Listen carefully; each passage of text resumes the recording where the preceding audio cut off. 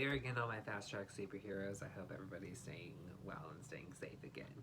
So the last video kind of related to verbal and nonverbal communication, and then we talked about the superhero Echo and her deafness and how she overcame that by using her nonverbal cues to kind of relate to that.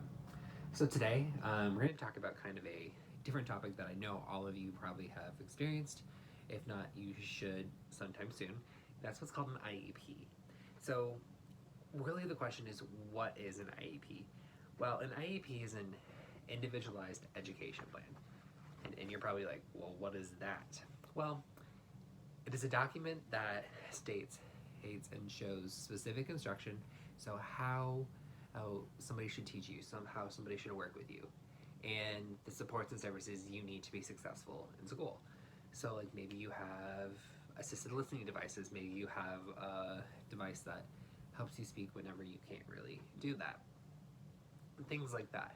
And it was brought on in effect by the Individuals with Disabilities Education Act, or IDEA. You may hear that term interchangeably here or there. So what are the benefits of an IEP? Well, the school does an evaluation of what you're good at and what you may need to work on a little bit. This is to know, again, what you're good at and maybe some things that you need to improve upon in order to be successful.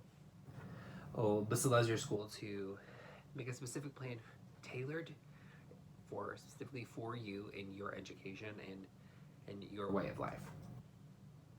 And it gives you an idea of what supports work best for you and which ones don't. Some of these accommodations maybe be extended test taking time. So maybe you're not doing well in tests, and maybe you could do better if you have a little bit of an extended time period.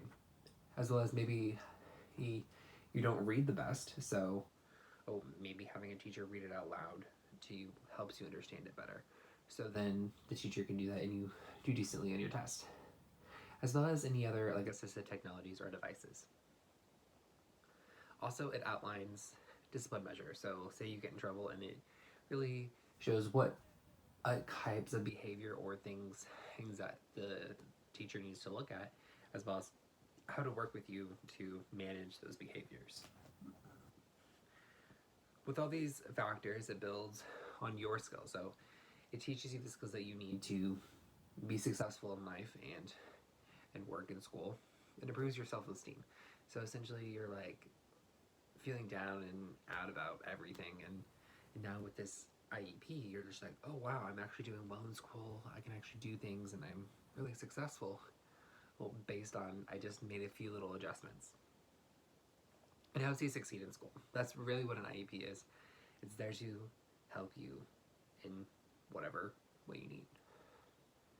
So another term you may hear is what's called a 504. So I'm going to do a little bit of compare or in contrast, or like we're going to do a little bubble type thing, and we're going to talk about what's in the middle. So an IEP, it's required because of the IDEA, which is an educational law. Well, a 504 plan is required because of a Rehabilitation Act, which is a civil rights law.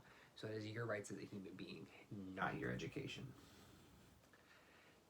So now we have an IEP. It provides specialized instruction. So it tells the teacher how to best teach you and how to work with you, while a 504 provides the accommodations. So say you need an amplifier that teacher wears, or have an ALD, assistive listening device, or have a pocket talker, something that will help talk for you.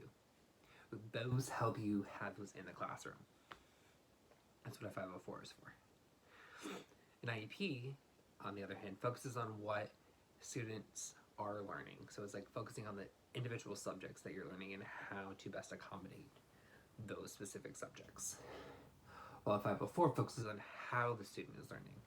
Now, those sound pretty similar, but they're actually really different. One is what you're learning and how you're learning, or essentially is what you're doing. And 504 is how you do it. What are the best ways you can learn and retain the knowledge and use it in your everyday life? So those are the differences. And this part really doesn't affect you, but it helps with the schools.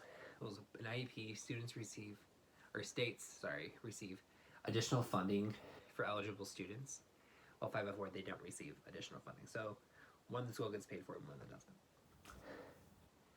And the last kind of one is for an IEP, the student must meet one or more of the 13 disabilities that are listed. While at 504, you can have any disability. Now we're going to get into the both category. This really has to do with the parents, and so it's good to know anyway. So the parents must consent to having you as a child evaluated. I know you may not want to, but it's really your parents' choice because you're not really over 18 yet. It's no cost to your parents or you, as well as works to meet the needs of the student and planning for that accordingly. So that's what those are kind of. So now we're going to get into the fact of how does one navigate, or how does one go through an IEP meeting? And kind of I want you all to be part of your IEPs and being able to know what's going on, because if you don't, then you're just sitting there and what's the reason for you being there? And this is a plan all about you, and I want you to take charge. So navigating an IEP meeting. An IEP meeting should be held at least every year, because everybody changes, everybody is learning new things. So, and then a reevaluation of services should be done every 3 years, if not waived. So, reevaluation of services, you'll start with an IEP. You say, hey, you realize they do a lot of testing and things to see what works for you.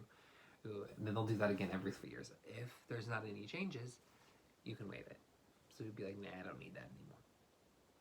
Or I feel like my things are going steadily and consistent, but if there's some problems, you can do what's called a reevaluation and do it again, and do it to see what best works for you in that situation. So that's kind of the outline of it should be done every year, and then a reevaluation every 3 years. Now, who really attends these IEP meetings? So you, as a student, should be there, no matter what. Your parents. If you're underage, if you're overage, you can wait. You cannot have your parents there, but I always think it's a good idea to have them, because they're part of your life and they know you best. Your general education teachers, if you have one. So instead of, I know a lot of you are in what's called special education or alternative classrooms. So these are the teachers that are not those, if you have any. If you don't, then it would just be your special educator. And then the special education teacher, who works with you on getting your assignments done and the accommodations you need. The school district representatives, that could be the principal, superintendent, and something like that. The school psychologist should be there as well. So they are the ones that do all the testing. You may have a school social worker there as well. And then any other team members, if desired. So like me, I can come to your IEP meetings if you really want me to. But that's a whole nother thing that we can talk about when we get to there. So what really happens in an IEP meeting? So really the first thing is you do what's a present level of performance. So this is a statement of the current levels of academic and functional performance. So kind of things that go like social behavior, how you interact with people, your behavior, is it good, bad, kind of in the middle? Well, in motor skills, are you good at things? And really your overarching goals. And I know that's kind of a lot, but really just think about it as how well you're doing right now in school and how well you're interacting with everybody else. And then the next one would be like annual goals. So this is kind of like a yearly goals that you have in your IEP. So a review of the progress that you as a student has made toward your goals. You should be a big person in establishing these goals and making them realistic to you. Then you create new goals for the year or change wording in the previous goals for the coming year. So it's always a yearly thing. So you're done, you created one, you're always prepping for the next year. Always learning new things. So you want to create goals that you feel are good for you, as well as good for your academics and your job performances and things like that. Then we move on to your individualized supports and services. So this is discussing accommodations. So what kind of devices do you need? Or what kind of things do you need, like longer test taking times, your teacher reading your test out loud to you, quiet space to take your test, modifications. Maybe you need alternate wording for a test because maybe you don't understand a lot of what's going on. And your specialized instruction. So this is what the teacher teaches you and knows how to work with you best. And then you update that or change them as needed as you go along. Then, if you feel, and that's kind of the general thing of what's going on. Now, the last couple things are like things that you kind of need to realize what's going on. If you feel like they're rushing you, and maybe you don't understand what's going on, or if you don't agree with something, ask about it. It's your IEP, your individualized education plan. It's not theirs. They are trying to do what's best for you, but if you think, no, that's not really working, or maybe we should try this, voice it. It's your plan. And it is the only time of the year where you are welcome to make alterations or changes. So it's your life, your accommodations, you do you. And you don't have to sign the IEP right away. You can take some time, think about it, adjust it, and you can go home, talk to your parents, and then you can sign. Also, you can ask when it will start and when it will end. So really just think of it as this is a plan for you to be successful. I keep saying that, but that is why it's here. That's why you need it. So kind of with that, I want you to be more active in your IPs. If you have any questions, contact me. I can help you kind of walk through the process as well. So again, transitioning into our second part of the video, talking about a superhero with a disability kind of thing. So I'm sure a lot of you know the superhero Thor, the Norse god of thunder, lightning, and storms, and he has a hammer that nobody can pick up but him. Well, I bet you didn't know, in one of the comic books, Thor actually had a disability. So what happened was his dad got kind of sick and tired of him and being bad in behavior and things and needed to take him down a couple notches. So he sent him to Midgard, or Earth, and put him in the body of a medical student that had a physical disability. So he was forced to use a cane and walk with a limp and things like that to kind of look inside of himself and kind of go with that. So kind of he had to adjust to this, and he had to find things that worked for him. So like the cane, walking with the limp, things like that. He had to get used to those. And this is a case like an IEP would have been helpful if they really applied to daily life. But so he found accommodations that worked for him and used them. Eventually he figured out how to do that and got over it and all of that. But what's really important is that he overcame his disability and continued, and it really didn't matter that he walked with a limp or he had to use a cane. So that's kind of the superhero highlight for this video.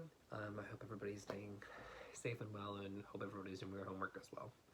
If you guys need anything, feel free to reach out. And with that, it's Colton signing off. See you in the next video.